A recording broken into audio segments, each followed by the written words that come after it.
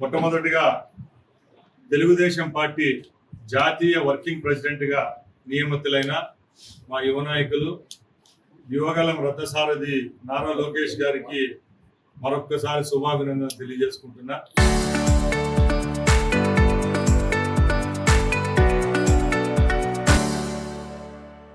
ఎందుకంటే తెలుగుదేశం పార్టీ ఆవిర్భావమైన 44 సంవత్సరాలకు ఒక యువకుడు, ఉత్సాహవంతుడు, తాత యొక్క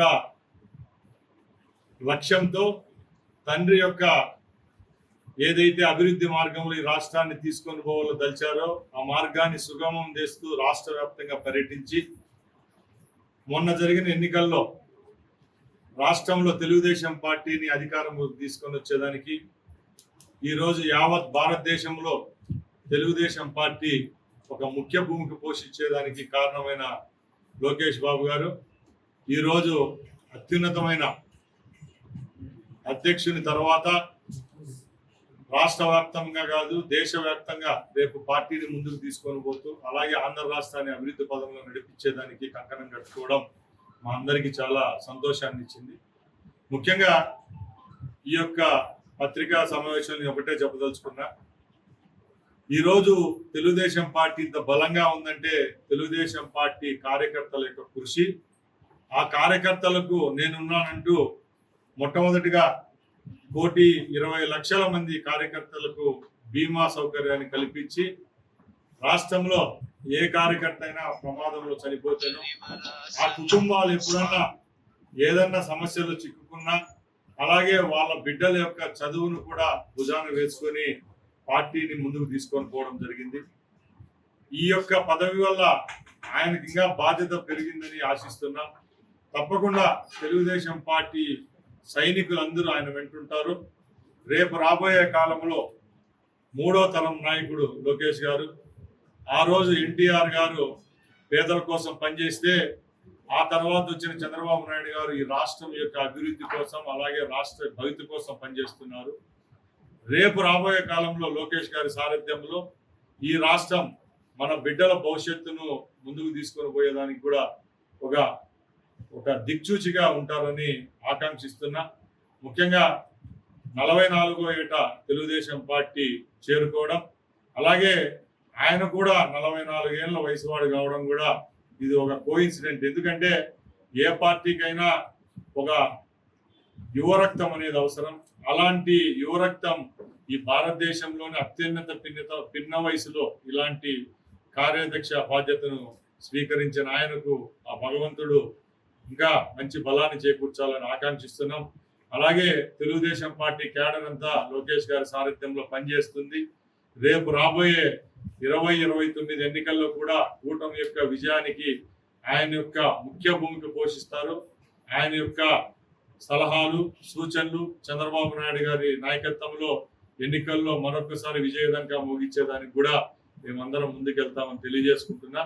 అలాగే రేపు రాబోయే 3 సంవత్సరాల్లో కూడా రాష్ట్రంలో జరిగిన అభివృద్ధి కార్యక్రమాలు సంక్షేమమే కాకుండా ఇంకా రేపు 3 సంవత్సరాల్లో కూడా ఈ రాష్ట్ర వ్యాప్తంగా ఏవైతే కార్యక్రమాలు చేపట్టామో అవన్నీ కూడా మేము నడుం బిగించి ముందుకు తీసుకొని పోతాం. ఈ రాష్ట్రంలోనే కాదు యావత్ భారతదేశంలోనే మంచి సమయం ఇది. ఎందుకంటే కేంద్రంలో నరేంద్ర మోడీ గారు ఉన్నారు. మహిళల యొక్క రిజర్వేషన్ ఏదైతే ఎప్పటి నుంచో పెండింగ్ ఉంది, మహిళల యొక్క ఆకాంక్ష ప్రపంచ దేశాల్లోనే భారత నారికి ఒక శక్తి అనే పేరుంది. దానిలో భాగంగా ఈరోజు మహిళా శక్తిని యావత్ ఏవైతే ఉభయ సభలు లోక్సభ రాజ్యసభ అలాగే శాసనసభల్లో మండలి సభల్లో 33% చేస్తామని ఆ రోజు అన్ని పార్టీలు ఏదైతే చెప్పావో అది కార్యరూపం దాల్చి ఈరోజు ఏదైతే లోక్సభలో రేపు రాజ్యసభలో ప్రవేశపెడుతున్న మహిళా బిల్లుకు తెలుగుదేశం యొక్క సపోర్ట్ ఉంది. అలాగే తెలుగుదేశం పార్టీలో కూడా మహిళా నారీ శక్తికి ఎక్కడా లోటు ఉండదు. రేపు రాబోయే కాలంలో కూడా మహిళలు కీలక పాత్ర వహిస్తారని చెప్పి నేను తెలియజేసుకుంటూ ఆ బిల్లుకు సపోర్ట్ చేస్తున్న పార్లమెంట్ సభ్యులు ఉభయ సభ్యులు లోక్సభ సభ్యులకు అలాగే రాజ్యసభ సభ్యులకు మరొకసారి ధన్యవాదాలు తెలియజేసుకుంటున్నాం. అలాగే మీ అందరికీ తెలుసు ఆంధ్ర రాష్ట్ర యొక్క చిరకాల కళ అమరావతి రాజధాని నిర్మాణం దానికి సుగమం చేసిన ప్రతి ఒక్క ఆంధ్ర రాష్ట్ర ప్రజలకు, అలాగే దీనికి సపోర్ట్ చేసిన యావత్ భారతదేశ ఎన్డీఏ కూటమి సభ్యులందరికీ ధన్యవాదాలు.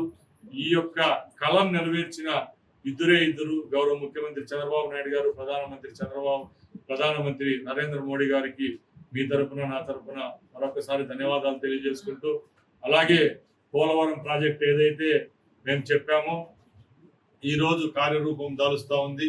ఏదైతే పోలవరాన్ని 2027లో కంప్లీట్ చేస్తామో అని చెప్పామో దాన్ని కూడా ముందుకు తీసుకొని పోయే దాంట్లో కేంద్ర ప్రభుత్వం సహాయ సహకారాలతో గౌరవ ముఖ్యమంత్రి గారు పనిచేస్తుంటారు. అలాగే ప్రతి ఒక్క కార్యక్రమాన్ని తెలుగుదేశం పార్టీ కూటమి ప్రభుత్వం ఈరోజు ప్రజలకు అనుగుణంగా పనిచేస్తూ ఉంది.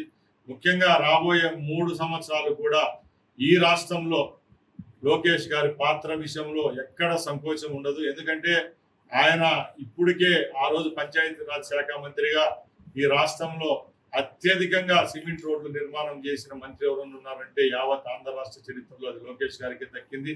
అలాగే ఈరోజు విద్యాశాఖ మంత్రిగా ఎన్నో పెనుమార్పులు తీసుకొని రావడం జరిగింది. రాష్ట్ర వ్యాప్తంగా ఎప్పుడూ లేని విధంగా ఎక్కడైనా కూడా నాణ్యత లేని చదువు మాకు అవసరం లేననే పరిస్థితి నుంచి ఈ రోజు కార్పొరేట్ విద్యా సంస్థలకు తలదన్నే విధంగా ఎలిమెంటరీ వ్యవస్థ స్కూల్ సిస్టమ్ తీసుకొని వచ్చిన ఘనత ఆయనకే దక్కింది. అలాగే రేపు రాబోయే కాలంలో కేవలం తెలుగుదేశం పార్టీకే కాదు యావత్ భారతదేశంలో కూడా ఇలాంటి నాయకుడు కావాలనే పరిస్థితి ఆయన తీసుకొచ్చే విధంగా ఆయన పనిచేస్తారని తెలియజేసుకుంటూ ఈ అవకాశం ఇచ్చిన మీ అందరికీ మరొకసారి ధన్యవాదాలు తెలియజేసుకుంటున్నా. జై హింద్, జై తెలుగుదేశం, జై